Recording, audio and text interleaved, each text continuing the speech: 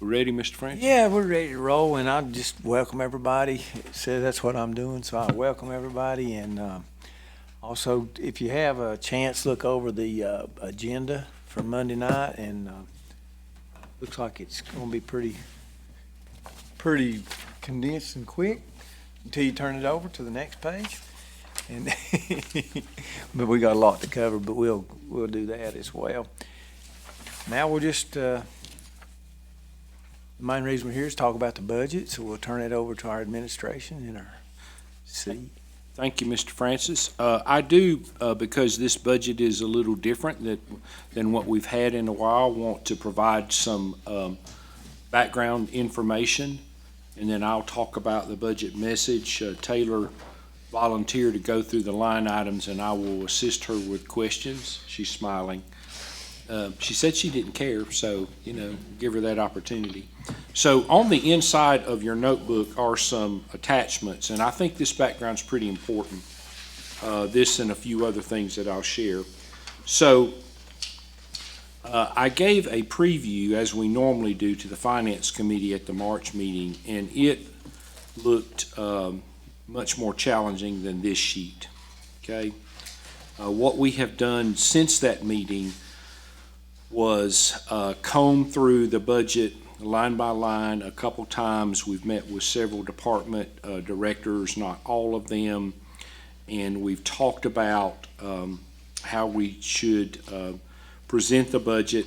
And as you remember, when I became the superintendent, we went to what I called an actualized budget, which we just showed our revenues, and we made our budget match that, but we told you now we're spending a lot of fund balance and we're going to reduce that over time. So if you go back and look at the first bold line under 1819, we thought up front we might spend as much as 1.3 million to make that work of fund balance, but if you look under that, we spent under 700,000. So we were on the road to where we wanted to be now at this point.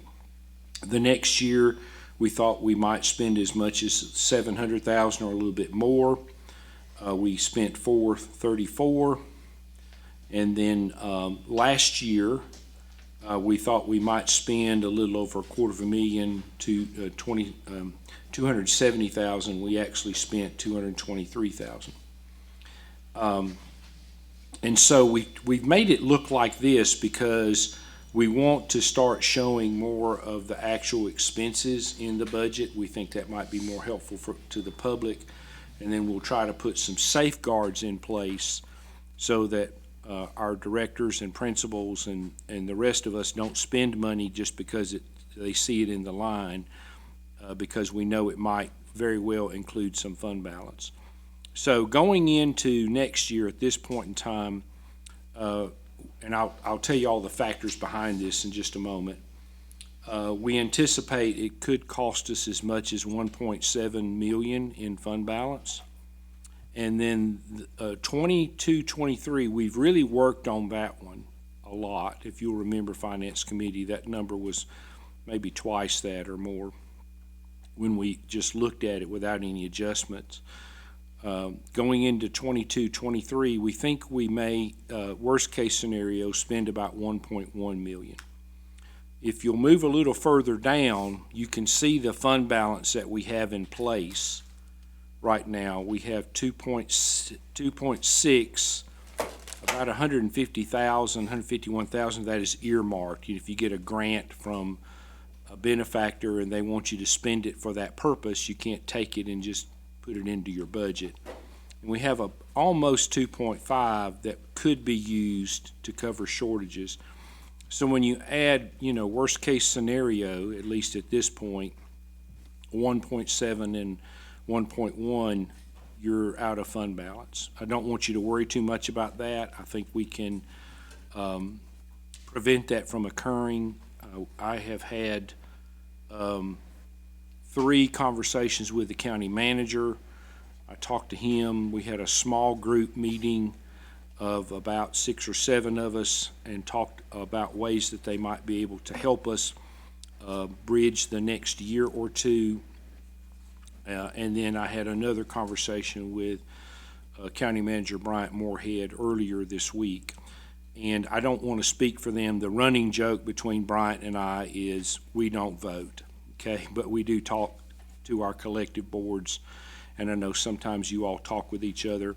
And I think they do have some interest. I think they understand this situation that we're in because of COVID and lots of federal money and state money being available, and then suddenly it's gone.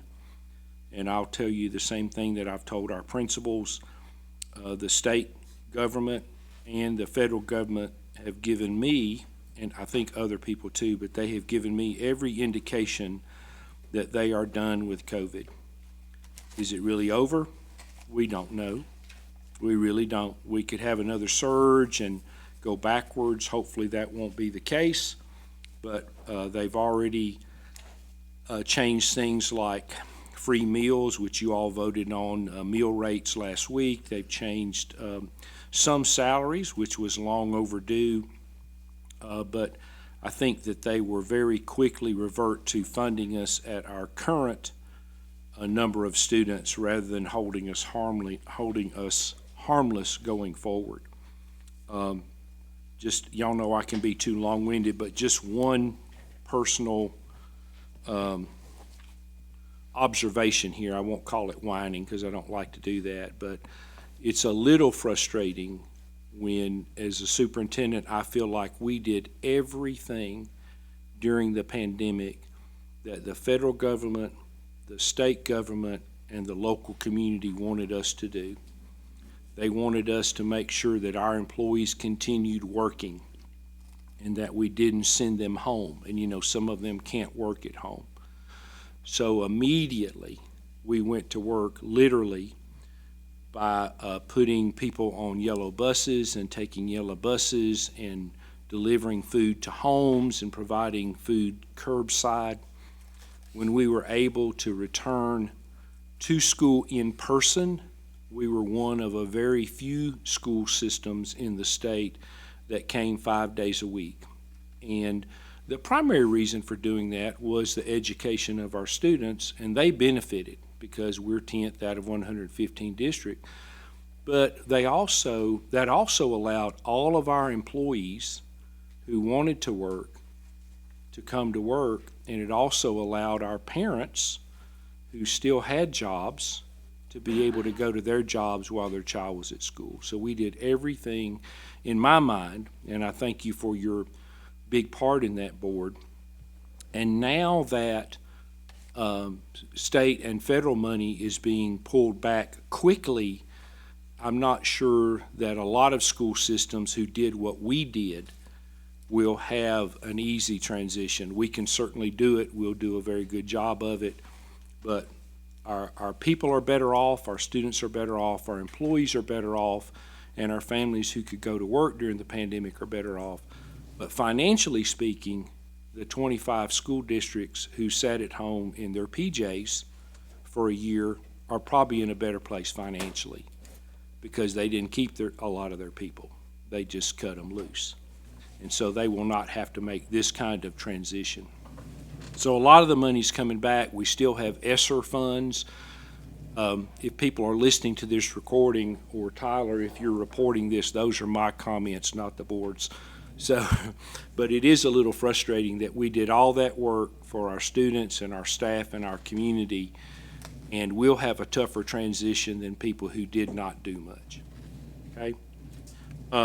So, with that said, we began between the Finance Committee meeting in March and tonight really working on what we could do inside the budget and feel safe. And then again, we've had some conversations with the county manager, and I don't know how they will help us, but I feel like they will try to help us make this transition. Any general questions about that sheet? I'm going to slow down in a minute. We'll get to the nuts and bolts. Okay. The biggest problem, in my opinion, is the next sheet in the left side leaf there, or wherever it is for you. That's it, Mr. Rogers. This is 10-year enrollment from the first principal's monthly report, which we do every 20 school days. And this shows you the number of students enrolled on at the end of the first month for the last 10 years. Now, we get funded typically on the first month or the second month, whichever one is larger, so I'm not trying to represent funding here, but I'm just trying to show the trend. So if you go back and look at the number of students enrolled 2 years ago, in 1920, it was 7,100. This excludes charters, brick and mortar, and virtual that we are funded for. Charters would be on top of that. And then the first month this year is 6,557. So that is the biggest problem. There are lots of problems here, and we talk all the time administratively with principals and directors. It's rarely one thing that causes something when you're making a difficult decision. But you take that number and you multiply that times about $2,300 per student locally, and a whole lot more at the state level, over 7,000. And we don't know what their numbers are going to be yet. We hope that they're not drastically changed, but we do not know exactly what their budget will look like, and we may not know. You know how it is with the State General Assembly. We may get that in July, or it may be later. So that is the biggest problem, just a decrease in funding, no more COVID support or funding like we've had, held harmless and that kind of stuff. Dr. Nolan, Yes, sir. just a question on this, comment maybe. I'm thinking a lot of the attributing to factors is probably the COVID, how some students did not come to school, did not attend. I knew we lost some to private or maybe some charter, but not much in that aspect. But out of the total of 544 over those 2 years, do we know about how much actually that was due to the COVID-related Well, students that just over half disappeared? of it, Yeah. over half Over half of of it, it. our local charter, brick and mortar charter, has not gained 500 students in the They didn't gain last them, 2 no. school years. They have certainly gained students, but they've not gained half of those.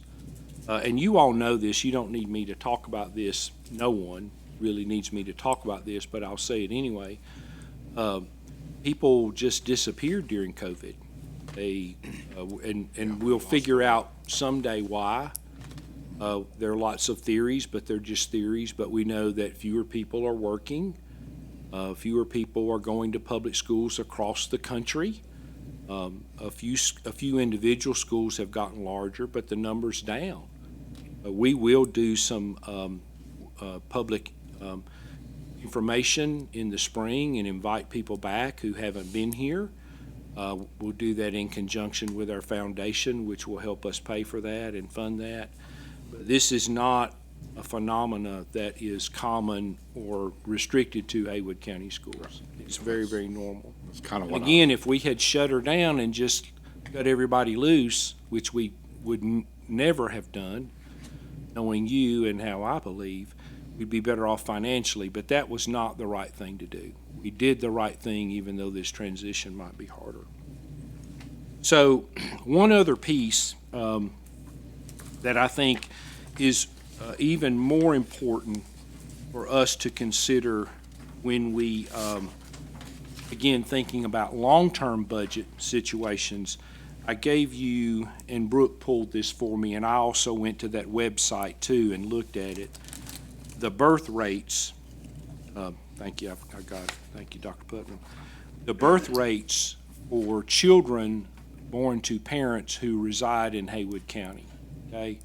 And it doesn't matter if the child's delivered here or in a neighboring county, they look at the residence of the parents. And you can see, and these students typically arrive in kindergarten with us or someone 5 or 6 years later. You know, some parents hold them out a year for maturity purposes. But in 2016, the total was 616. In 2017, it was one different, 617. In 2018, it was 540. And in 2019, it was 525. So unless we have a rapid influx of families with school-aged children, we cannot expect our student population to start growing because of the birth rate. Now, certainly, we've had many conversations as a group and with the county commissioners about great building boom, it really is a boom, in Greater Waynesville, and how that should bring a significant number of new residents. What we do not know is will they be adults who of an age where they would have school-aged children, or will they be people like me who have already been through that stage in their life and their children are adults. We just do not know that yet. So I show you all of this to let you know that it is the responsible and I think necessary thing to do to make our school system the size financially and personnel-wise of a school system that has 6,500 students rather than over 700. And if more students come, we'll cheer and we'll have more revenues. But I think we need to do that really in the next year or so. And I really think a lot of that work will probably need to be done between now and when school starts next year. Okay? And our budget, recommended budget, illustrates that. And we'll do more if we can. I do want to say to our employees that we plan to make every effort to do that through normal attrition, retirements and resignations. That will be a little tricky sometimes because we can't predict who's going to retire or who's going to resign or move or whatever. And sometimes we don't know that until right before school starts. So that's the background. Any questions really about the background? I'm sure I've forgotten something. That's the big picture. You ready? Okay. I'll flip to the budget message.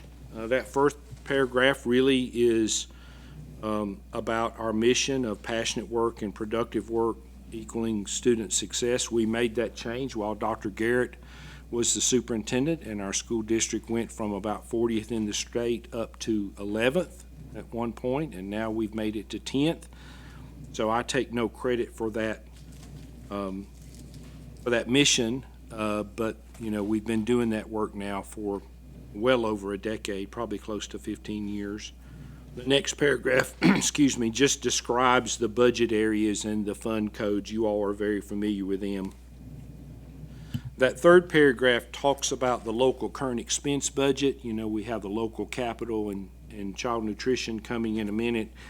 And if you'll look at the increases there in the last three lines and a word, that contributes to the big picture, but is not the biggest problem. The biggest problem really is fewer students in a very short time. But if you look at that, most of our budget assumptions when we look at salary increases for people who have a teaching license, they're going to go up 2.5%. It went up 2.5% this year.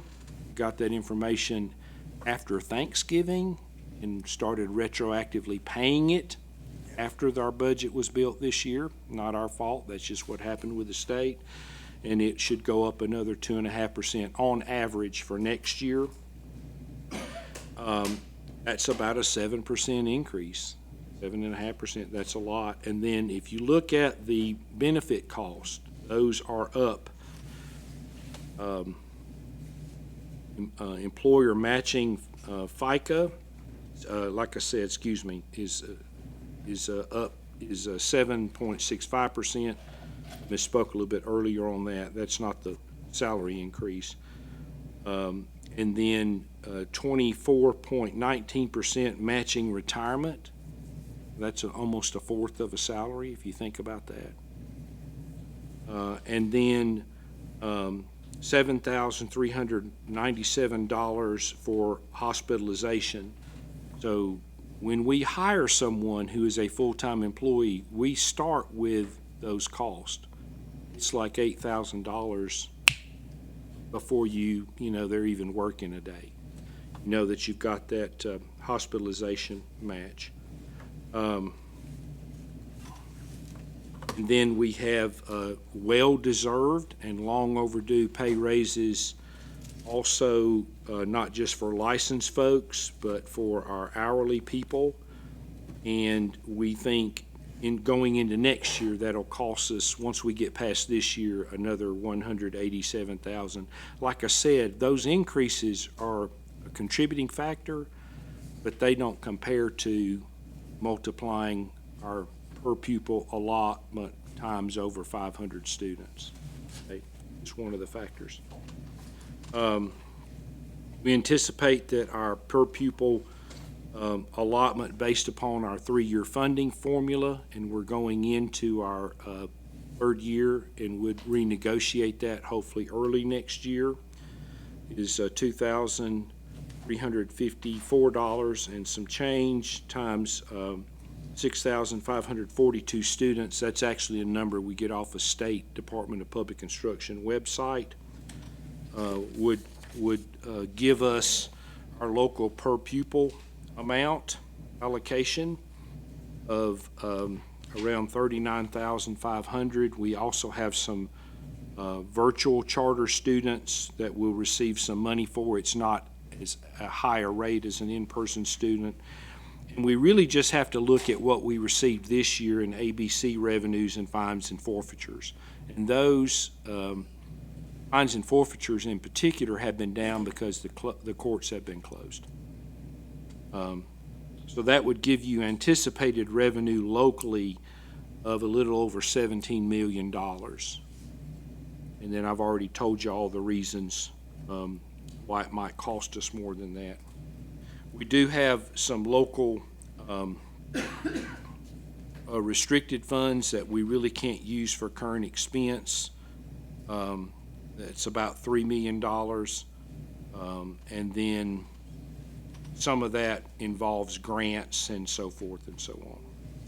And then I won't steal any of Dr. Putnam's or Ms. Francis' thunder here, but they do, they will talk about in a minute capital outlay, local outlay, and child nutrition. So any questions? That's a big picture that we share every year. All right. Very good. Not great news, but I think palatable and something with the help from the county that we can get through the next year or so and then be back on track. So Taylor Garland, our new Chief Financial Officer, is going to go through the program report codes. We've done this every year for, 20 years. And sometimes the finance officer did it alone. Angie Gardner liked to do that. And sometimes myself or Dr. Garrett would do it with them. And we're going to let Taylor do it, and I'm going to interject lots of explanations. So, Ms. Garland. Okay, so first up is 001, and that's your classroom teachers. The total budget of $1,219,624.05 includes about 13 teachers, 2 lead teachers, and the benefits on top of their salaries, plus the lead teacher stipends. And the stipends were increased at the last board meeting. Okay. You see that's significantly different. Right now, we have, I think, 34 local teachers. I don't know that we can get down to 13, but that will be our goal, okay? And we will do that through attrition. And you can see those bottom 3 lines there in that 001 section, what that does in terms of reducing benefits. So again, I don't know that we'll get there, but we had to set a budget planning goal, and that's what it is, and then we'll get there depending upon retirements and resignations. Any questions about that? You said we had 35? 34. Right You're now? going to ask me that. I have that here. Wait a minute. 30, you remember 34.8? 34.8. Okay, 34. We'll go with 34. That's larger than it used to be. Again, not to beat a drum unnecessarily, but during COVID, we were asked to add people to help recover learning loss. And we were asked to add people to help with mental health support because we had lost our primary mental health provider, and other districts had too. So we've done that. Some of that is with ESSER money, but still we have 34 in our local budget. Okay, next is 002, and that's Central Office Administration. The budget of $1,1385.80 includes liability and property insurance, membership dues, board supplements and travel, copier services, and legal and audit fees. And I don't want you all to be too shocked. We have not dismissed the assistant superintendent. See that line that's blank there? That has been moved into state and is actually, I think now, currently this year in state funding rather than local funding. And then one of the things that went up just a little bit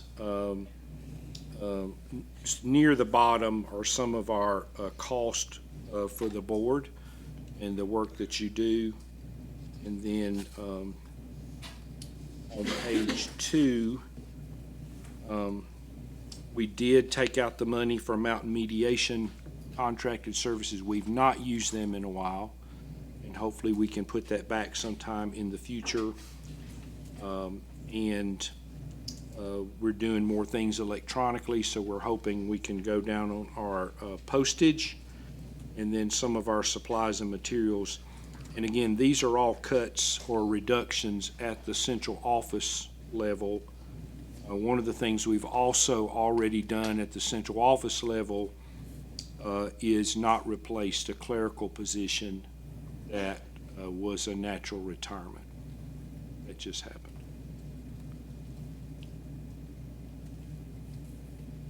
$003 is non-instructional support, and the total budget of $7,273,631.56 mostly covers your clerical, custodian, and maintenance positions. And that category of positions is where you'll see the largest change due to the anticipated $15 per hour increase. It also includes utilities, maintenance contracts, supplies and repair parts, and the ESS substitute contract. On page 3 of 13, you'll see that we have significantly reduced summer employees for maintenance. Those are great to have, but they're additional employees. We put a little money there in case they really needed someone to help with mowing or weed eating or whatever. And that helps us with FICA reductions. And we also went into, again, in the 003 area and reduced some of their supplies and materials by about $60,000. That's on page 3 of 13. Also on page 4 of 13, still in 003, we have some vehicle liability costs that we think we can cover in a very similar line somewhere else that we have taken out. And most of those other lines are pretty good. We did at the bottom of 003 on page 5 of 13, we had some things in a couple budgets. We talked about taking child nutrition repair parts out of current expense and asking Allison to pick those up in the child nutrition budget.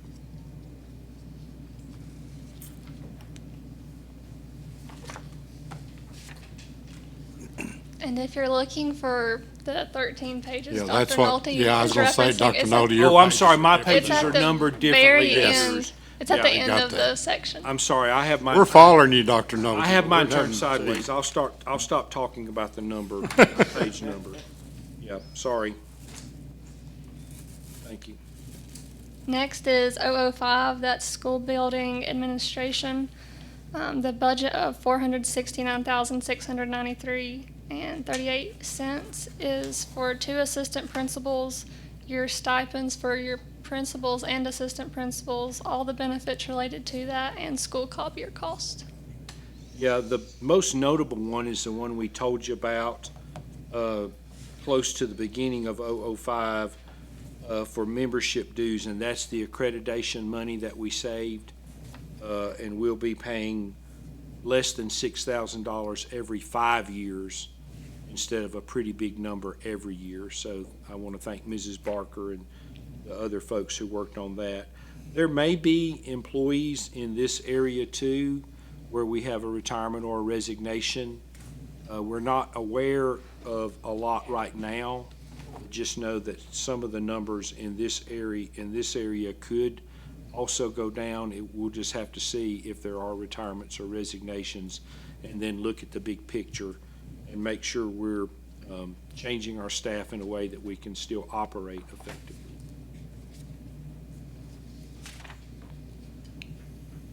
.007 is instructional support. The budget of $578,005.26 is for guidance and media personnel, and that's about 6.5 positions. That budget also includes the contract for school nurses. Yep. And that's just one of the areas where it's hard to cut because of the mental health needs. And so we have some increases there, certainly, related to cost, and we may be able to do some stuff in that area, but that's a hard area to change right now or to reduce right now. 009 is your employee benefits, so longevity pay, annual leave payoff, workers' comp insurance, and that total budget is $257,250.40. Yeah, benefits are, benefits are hard to change. One of the things we did is, you all know that we assign new principals mentors, and we have not had to have a lot of new ones in the last year or two, and we put a little money in that one line, took it down $4,000, and we may or may not have to spend that, and we would not spend that unless we had a new principal that we wanted to provide a mentor. So there's a decrease there. 014 is your career and technical education program support. The budget of $79,660.97 primarily goes towards repairs and maintenance for your CTE equipment and supplies for those CTE courses. You know, we'll ask them not to spend it unless they need it, but that's just an area where there's not a lot there, and they have to have equipment and supplies. They do have a state budget that they can spend out of. This is just the local portion, but it would be difficult to take that one down.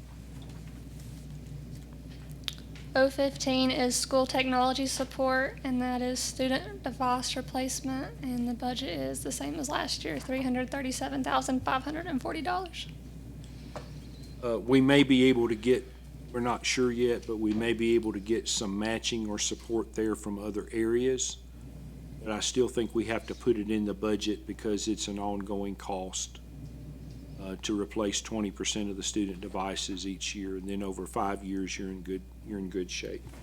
I do have a question. I know with some of the COVID relief money, we got some money to buy more devices. So that means we have a larger supply of devices for our kids. So more of them are going to tear up, and more of them are going to have to be replaced on a annual budget eventually. So is this sort of under budget right now? I mean, I know that's what it was last year, but based on the more devices we have, is this going to be able to cover those? Well, I think it will. I think we can get some grant or maybe even some ESSER support with that. Okay. And this is not necessarily the maintenance, budget. This is the replacement budget. So I think we'll be okay with that. Okay. At least for a year or two.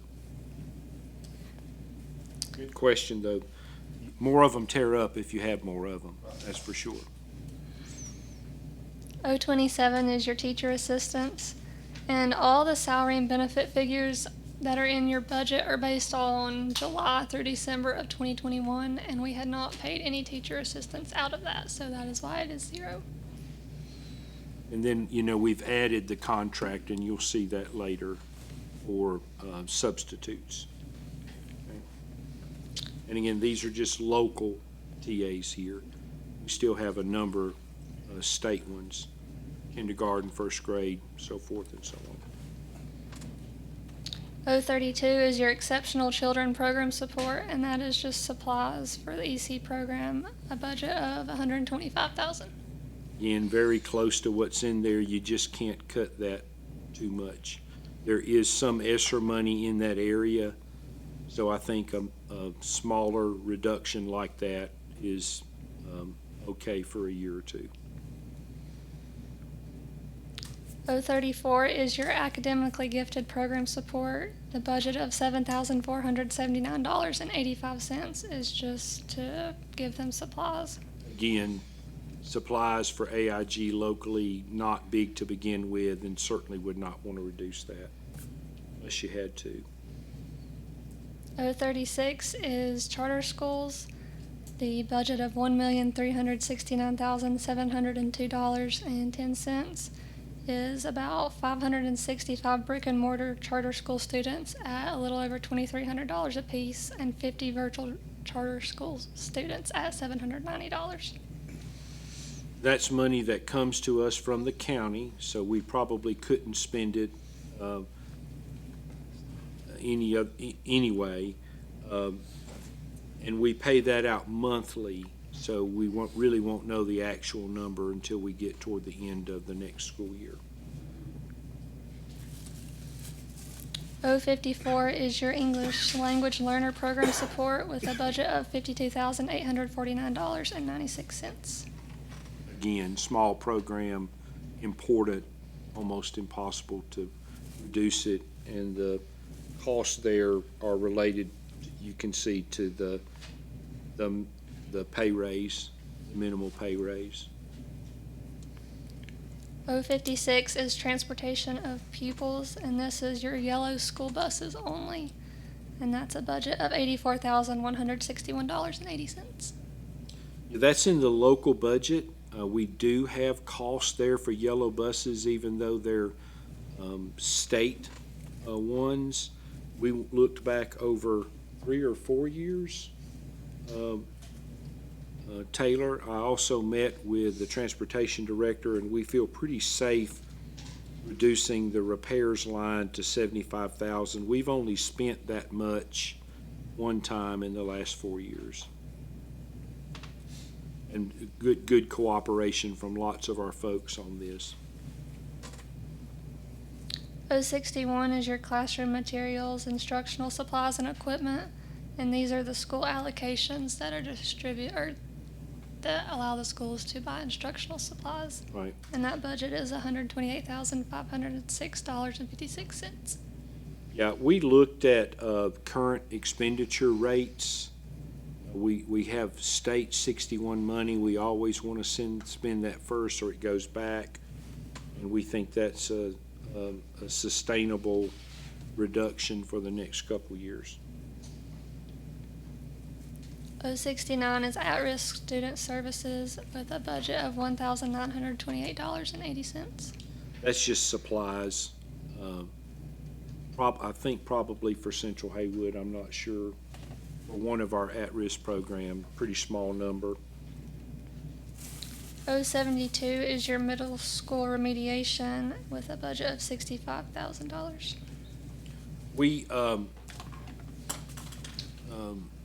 We know that a lot of these funds aren't spent until the end of the year, and we also know that middle schools in particular have access to some state 024 money that they can use for this. So this will not be a comfortable reduction by any means, but it's something we'll need to do if we're going to get closer to where we need to be to support 6,500 students. We'll need to do this for a year or two.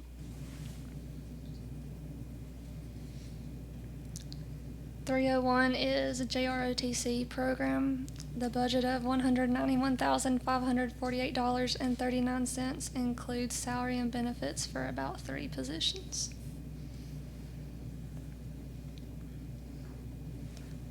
Seven, Hard to cut.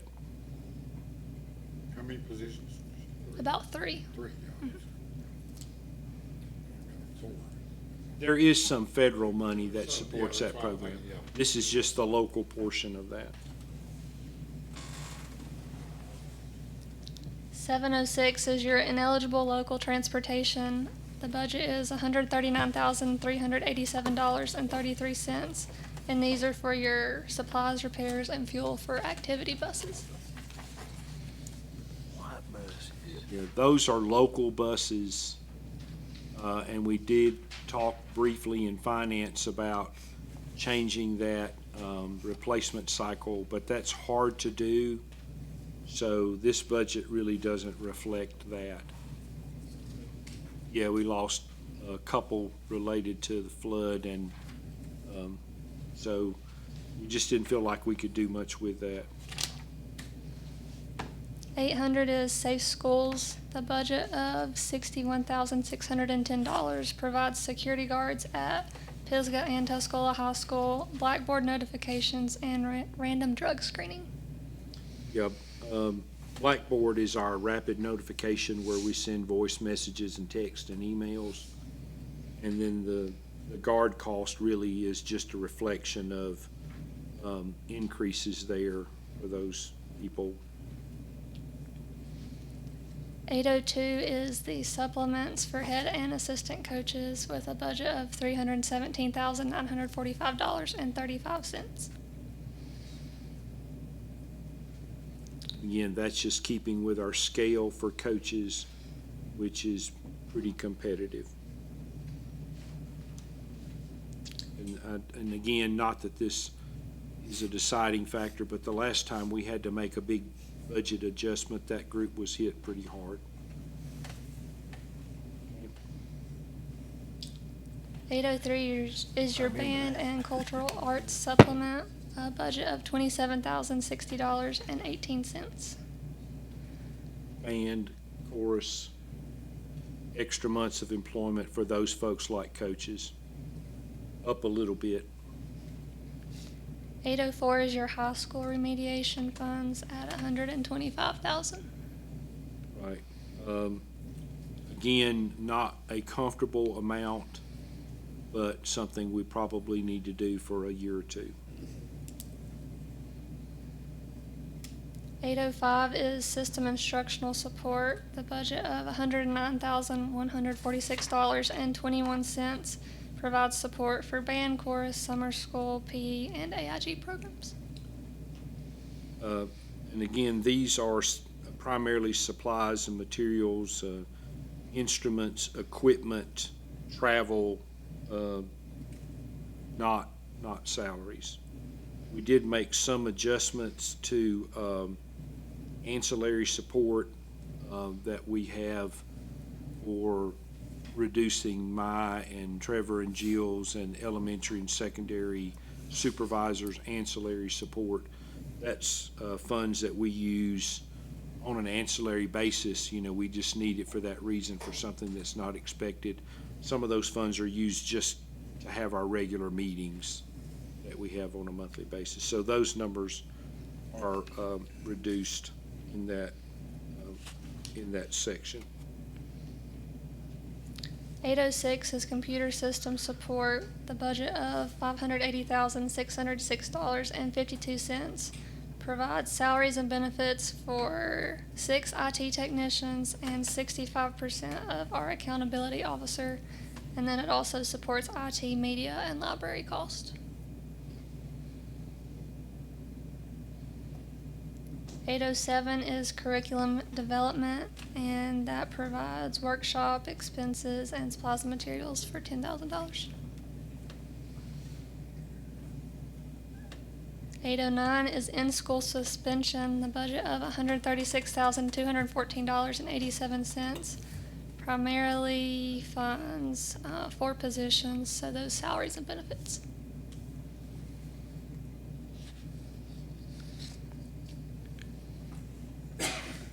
803 is, Go ahead. Did you have a question? Just, okay, we had to jump that, but it's 4 positions. Is there any additions to those? I mean, did it increase positions, or is that still That's the salary just the same 4 positions it's just the salary increases? and benefits. Is that correct? Yeah, if you look at that retirement cost you were talking about earlier, that's Oh, it's. That's what, in every line item. Well, you know, one of those is 24% of the salary, and the other is just a flat fee of well over $7,000. Yeah, And it doesn't matter if that flat fee, it doesn't matter if that's, you know, what you're paying the superintendent, you pay that, or if it's a brand-new employee at any other level, you start with that matching hospitalization of over $7,000. you see that across the whole budget, Yes, sir. Yes, sir. significant. Keep it up. In-school suspension now was my homeroom back in the days. We'll keep that for you, Mr. Clark. 813 is your county supplement, and we expect the budget to be $3,314,859.87. If we're able to change our number of positions through retirements and resignation, that might help that number. But it's a pretty big number now, and it's well-deserved. We don't lose people to counties to the east like we did a few years ago. For a while, That's right. we bled for a bit. Yeah, we lose one every now and then, and that's okay. We also get one over here every now and then, so. 815 is community and public relations. The budget of $3,500 is for advertising and membership dues. Yeah, that's a budget I manage. That's mainly public information. We're doing a holiday welcome recording and playing it, or we're buying a thank you graduates ad, or sometimes we do some publications, but we cut that one, as you can see, in half, and we think that will be okay for a while. 816 is employee celebration and recognition. The budget is $5,000, and that's your teacher of the year and retirement celebrations. Yeah, and that says human resources, but I think does Jenny manage most of that, Jason? Yeah, I think Jenny manages that. 827 is your school resource officers, and the budget is $184,004.97. Again, hard to reduce there. It's a pretty important safety area. 838 is the Pisgah High School baseball field renovations. The budget is $10,608.40. And we know that's pending, related to the flood. So we'll just have to see if that continues. I think those are decisions yet to be made with input from FEMA and everyone else. But we may or may not need that line. You know, we'll know. And you all as the board, deal mainly with property. But we felt like we had to put it in there just because it could be an ongoing cost. If it's not, then that's just something we're not paying for. 899 is contingency, and the budget of $9,644 is just unbudgeted funds. So, any questions about that? I do want to make a couple wrap-up comments.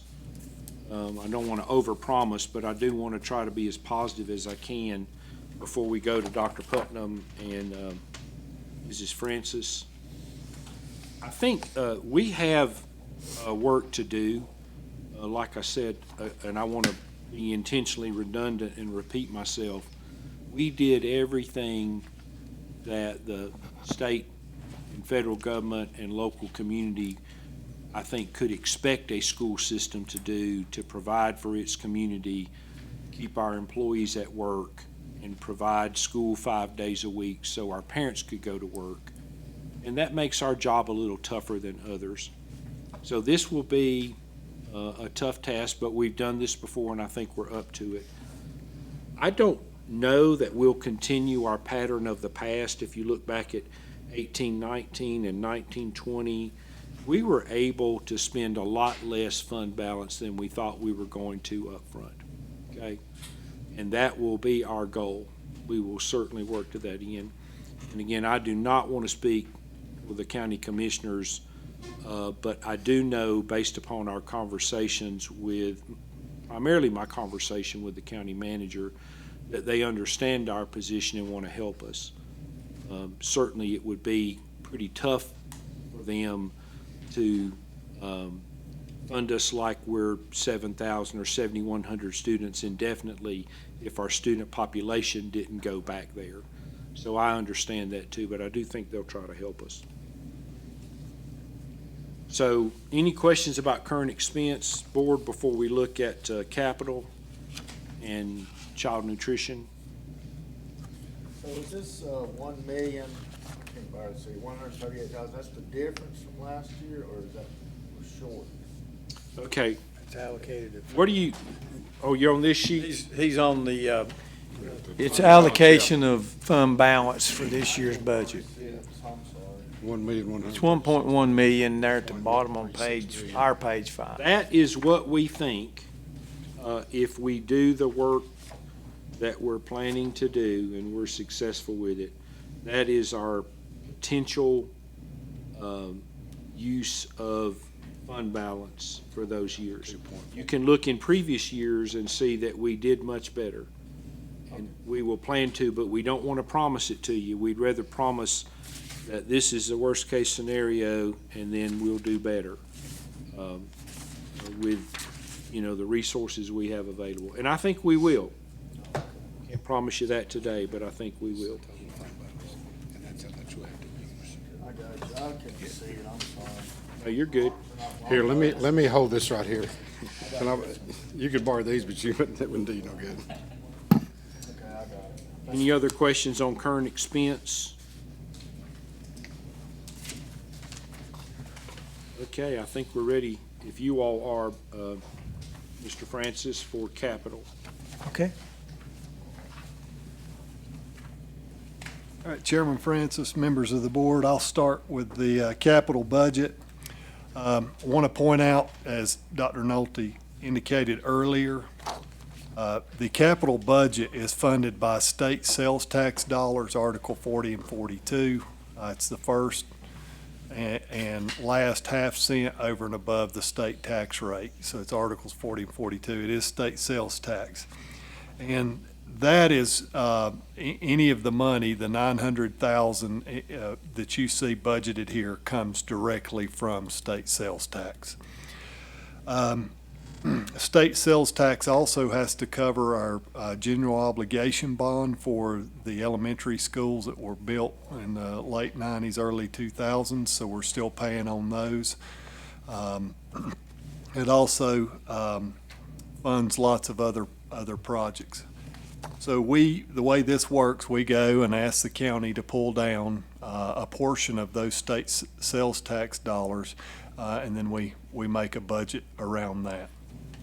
That said, for the last 4 years, we have asked for $900,000 in capital, and this year is no different. One thing that I will point out to you before I go through the list, you'll notice other than the replacement barred units or spare barred units, you don't see a ton of HVAC. Our course or trajectory has not changed. We still have many of our HVAC units aging out. However, we'll be accessing ESSER funds for those HVAC replacement. Those are federal funds that were afforded to counties for air quality improvements and other COVID-related items. So we're going to use those instead. So the first item is Clyde Elementary, a generator. We got to replace the generator there at a cost of $35,000. Maintenance, and those barred units, we just listed maintenance as the location. That's where they will rest. So as a barred unit fails, especially with supply chain issues, we wanted to have as many as we could afford on hand, so there was no delay. Meadowbrook Elementary, the exterior doors, they have rusted. The exterior doors and frames have rusted. So we'll have to replace that at a cost of $125,000. Pisgah High, the water heater there, we'll be replacing it at a cost of $10,000. Riverbend Elementary, a fire alarm panel, replace it and update it at a cost of $50,000. Various schools, paving and repairs. And this prioritized list basically just shows where the greatest needs are. Many of our parents could tell you where these priorities are, as could all of you.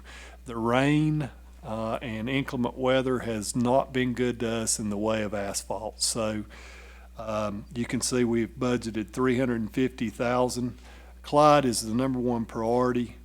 Canton Middle, Tuscola, Meadowbrook, Pisgah, and Waynesville Middle. And if we can start two of these at the same time, we certainly will. Next, you have Waynesville Middle. The roof there over the kitchen and dining area has to be replaced at a cost of $70,000. And then last but certainly not least, Waynesville Middle, their gym floor. I'll tell you how much wear and tear we've gotten out of that floor. When I was at Waynesville Middle, Greg Parrott, who was coming in to refinish the floor at the time, said, "I can see the nail heads. They're starting to show. You're going to have to replace that floor." That time has arrived, and that's at a cost of $200,000. All totaled, a total capital budget of $900,000 related to our most needed replacements and repairs. Might there be any questions on the capital budget? As far as the floor for Waynesville Middle, have you looked at what type of floor? Are you going back with a wood, or have you looked at other options that might give a longer lifespan or anything? Wood still continues to be the best option. There have been lots of products come out over time, and over time we've ended up replacing those, complete replacements. For example, Riverbend, they came out with the waffle cone, is what I call them, plastic tiles that snap together. Those created an unsanitary condition. They were probably last from now till kingdom come, but they do not play a or provide a suitable playing surface. If you fall on those, or you've ever had a child fall on those, they're pretty impactful on the damage or injury caused to kids, as well as the things that live and lurk under those tiles. So wood still remains the best option. It gives us an opportunity to freshen it up, refinish it, and provides a safe playing surface. Good question, though. How long's that floor been in there? Did you guess? Ugh, Bet I played on that back in the yeah. 60s. Well, I was going to say, I think that portion of the building was constructed in 1960. Some of you who came through Waynesville will probably know that better than me, but I believe that construction was 1950, 1960, somewhere in there. But I do remember that. That's the same floor, I'm pretty sure. That's correct. What I do know is it was not impacted. The fire that occurred in the 90s replaced the lobby area was replaced, and the administrative portion of the campus was replaced, AKA C building, the main lobby there. But the gym was not impacted, so that floor is original. And like we do with most of these projects, as far as, and we will talk more in depth about this in Building and Grounds, typically, once we have contracted all the appropriate design and labor and what have you, we turn that to the school and let them design it. We want a black out of bounds, we want a yellow out of bounds, we want stain, we want gray. We kind of turn that over to the schools so that they can put their stamp on it, and we just make sure it falls in line with all your policies.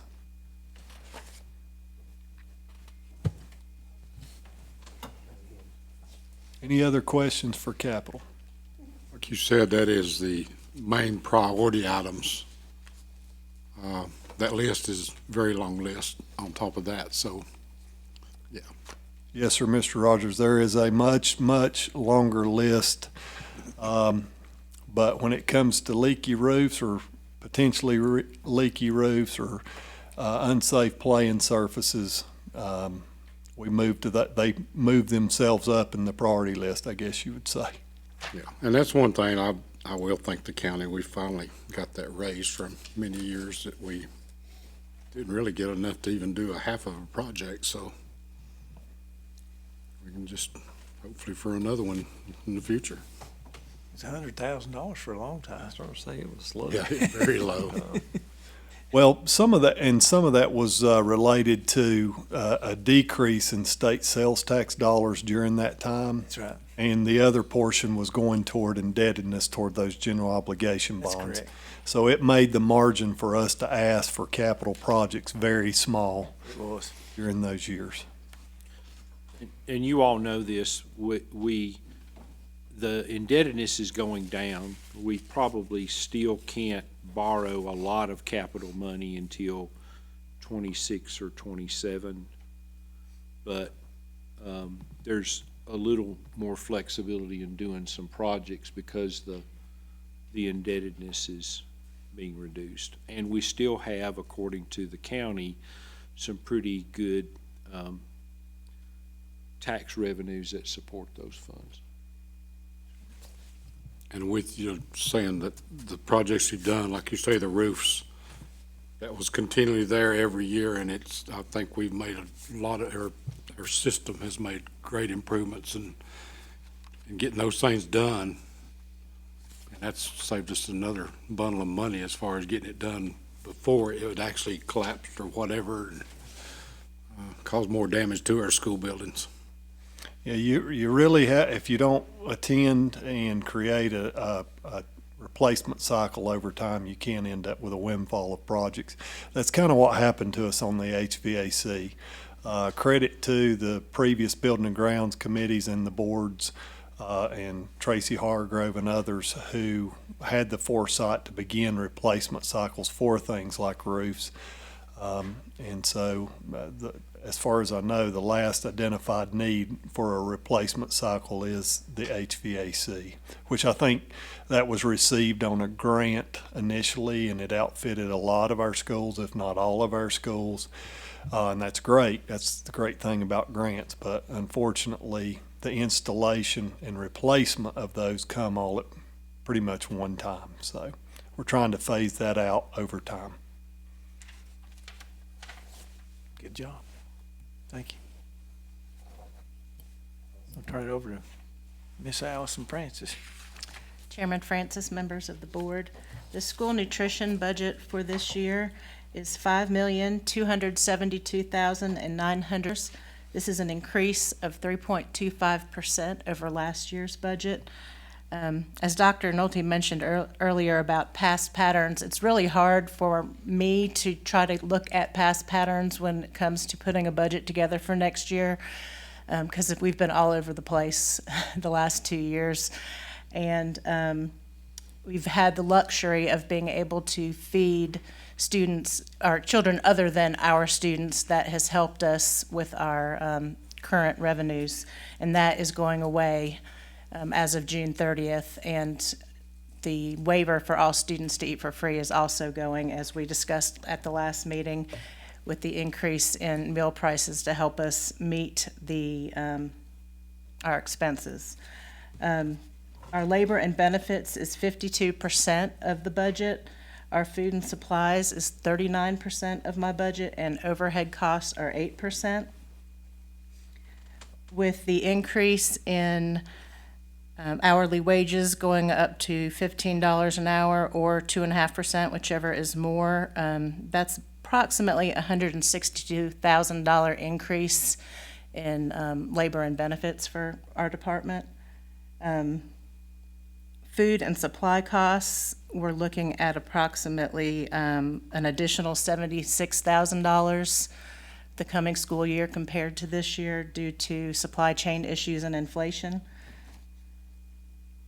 Our plate cost at the end of February was $4.06 to produce a lunch and $2.03 to produce breakfast. I know at our last meeting, I said it was $3.52, but it changed since that January. It fluctuates every month based on the number of days we've served and number of meals we've served. So as of the last closed month we had of February, it was $4.06 to produce that lunch. Lunch and breakfast prices were increased. Breakfast to $2 and pre-K through 5 lunch $3.50, 6 through 12 $3.75, and 6 through 12 to $3.75. We currently have 3 schools approved for the community eligibility provision for next year. That is Clyde, Jonathan Valley, and North Canton. Tomorrow is the date where I have to pull the information to see if Central Haywood and Hazelwood will get to continue and if any other additional schools will come on board. And I will bring that to you at the next board meeting for your approval. We've tried to spend some of our revenue this year on doing some equipment replacement. We are looking at having to replace our central warehouse freezer in the next coming months. It's in disrepair, and the longer we wait, the worse it's going to be, and I don't want to get stuck in a position where we don't have anywhere to house the hundreds of thousands of dollars of food that's sitting in there right now. So that's the major increase for the equipment line. Is there anything that you see that I can answer? Is there any questions I can answer for you? Anything that looks questionable? Any questions? I got one real quick one. I noticed that the substitute line was reduced. Do you think the fact that the minimum wage is going up for the workers is going to help offset some of the substitute? The substitute line actually moved to contract services because of ESS. So it's still there, it's just gone to a different place. It's different, okay. Yes, There you sir. go. Thank you for explaining that. You're welcome. Any other questions or comments? All right. Thank you. Anything else on the budget? No, sir.